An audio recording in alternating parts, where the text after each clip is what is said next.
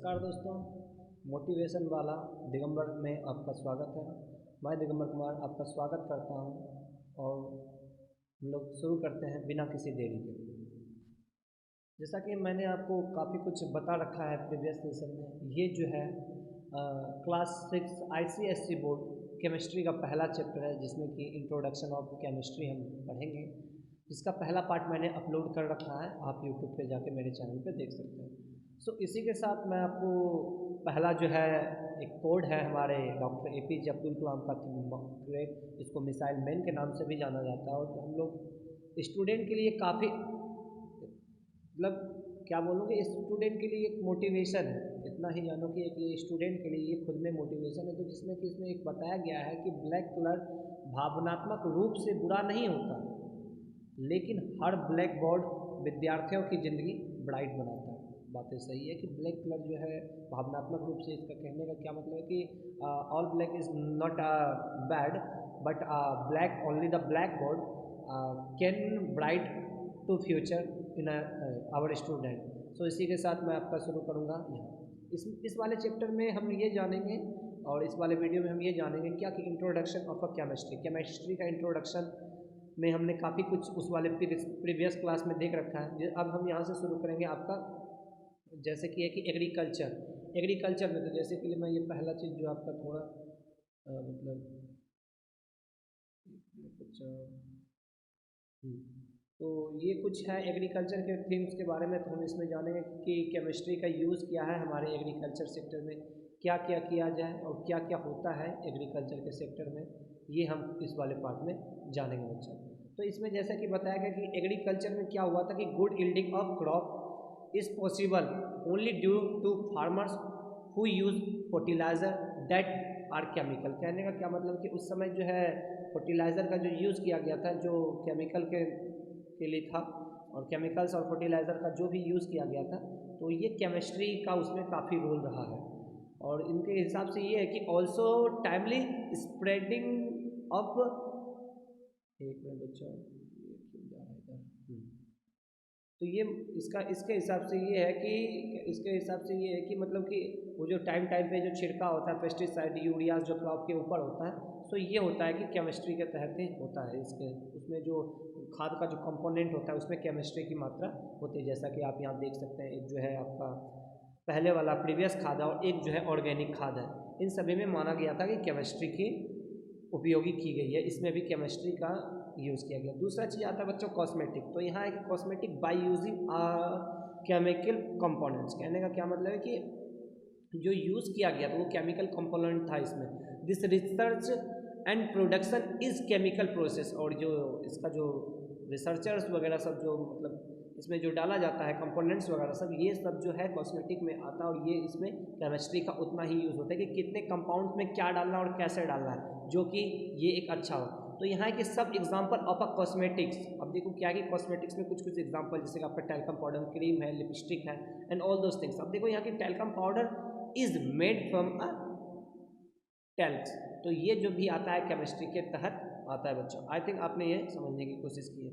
अब जैसे कि देख लो, अपन ने इधर टैल्कम पाउडर के लिए कुछ एग्जाम्पल कोड किए हुए हैं, तो आपको ये इधर को दिख जाएगा कि टैल्कम पाउडर में जैसे सर ने यहाँ पे देखो ये क्या बोलते हैं इसको, नेल पेंट ऐसा ही कुछ बोलते हैं, मुझे ये नहीं पता।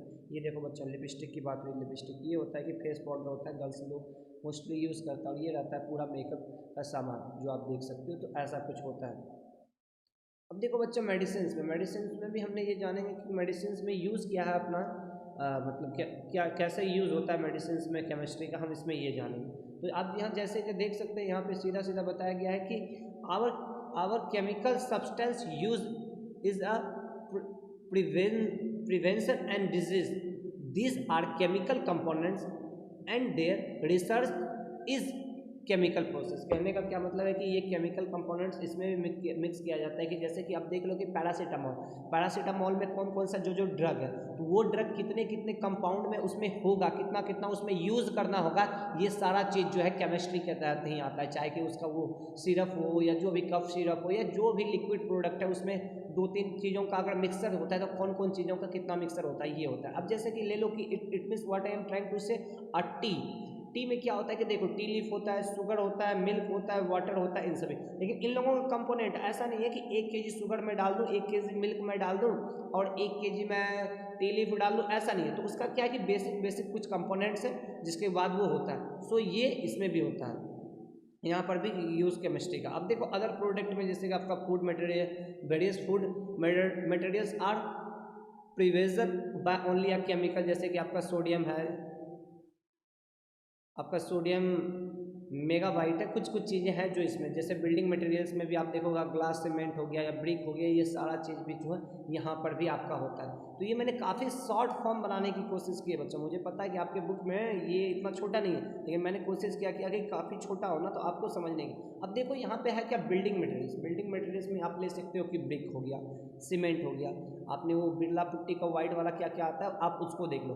फिर ग्लास में क्या होता है कि बहुत सारा अलग अलग टाइप का ग्लास होता है, उसमें केमिस्ट्री का कैसे यूज़ है इसमें ये बताया गया है। सो अब हम चलेंगे यहाँ, देखो पेट्रोलियम प्रोडक्ट पे। पेट्रोलियम प्रोडक्ट में जैसे कि मैंने यहाँ 3 इमेज दिखाया गया, जैसे कि आपका ये और ये कहने, ये तो आपको पता है कि फ्यूल स्टेशन है, ये भी आपका फ्यूल स्टेशन है, पेट्रोल डीजल वाला आपका ये गैसोलीन है।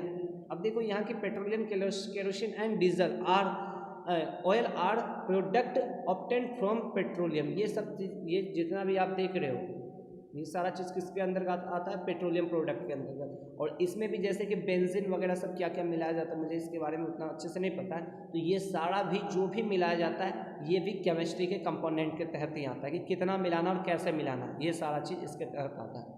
नेक्स्ट बच्चों आता है house hold production. House hold में क्या आता है, एलपीजी। आप सभी ने, अच्छा ये रेड कलर नहीं दिख रहा है ना सर। अब देखो ये एलपीजी आप सभी ने देखा होगा, एलपीजी का फुल फॉर्म भी होता है लिथियम पेट्रोलियम गैस। तो ये क्या होता है कि आपका इलेक्ट्रॉनिक आइटम्स, इन सभी चीज, एलपीजी हो या कुकिंग गैस हो या आपका इलेक्ट्रॉनिक आइटम हो, इन सभी चीज़ों में जो यूज़ किया जाता है, जो भी आप ये चीज़ देखो तो ये भी केमिस्ट्री के तहत ही आता है कि किसको कैसे और किस तरह से यूज़ करना होता है। Now the time of chemistry laboratory. अब देखो केमिस्ट्री लेबोरेटरी में क्या क्या यूज़ है, अलग अलग क्लासेस है, इसका क्या यूज़ है, हम सारा चीज़ देखें। जैसे कि यहाँ लिखा हुआ कि a chemistry laboratory is place where experimental are perform. Chemistry laboratory का मतलब होता क्या है कि जहाँ पर एक्सपेरिमेंट परफॉर्म किया, एक्सपेरिमेंटल जो भी होता है, जो भी परफॉर्म किया जाता है वो केमिस्ट्री लैब के तहत आता है। उसमें कुछ चीज़ें हैं जो क्लास आप यहाँ जो देख रहे हैं, ये सब कुछ चीज़ें जो है ना आपको एज ए आपके केमिस्ट्री लैब में भी दिखाया गया होगा बच्चों, और नहीं तो आपने देखा होगा मोस्टली ये सब ट्यूब रहता है। तो ये होता क्या, पहला होता है ये टेस्ट ट्यूब। टेस्ट ट्यूब में क्या होता है कि it is a special glass tube used for heating chemical and studying reaction. कहने का क्या मतलब है कि ये क्या करता है कि केमिकल को हीट करने में, क्योंकि ये देखो इसका फ्लैट सरफेस है, तो ये केमिकल को हीट करने में वो जो होता है फ्यूल बर्नर जो भी होता है, मुझे उसके बारे में नहीं अच्छे से पता है, तो ये उसको हीट करने में और उसको स्टडी का रिएक्शन करने में भी ये देखने के लिए इसका यूज़ किया जाता है। Now the time of second one, beaker.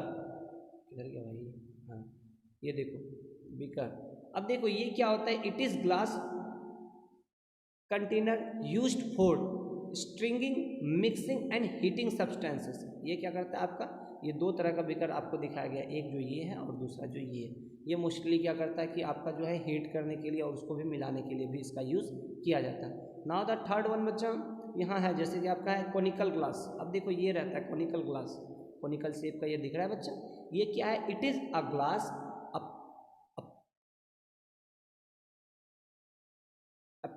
ये थोड़ा सा मेरे से प्रोनाउंसिएशन में दिक्कत हो रही है बच्चा, used for stronging and mixing liquid. ये क्या करता है कि मोस्टली क्या करता है ना,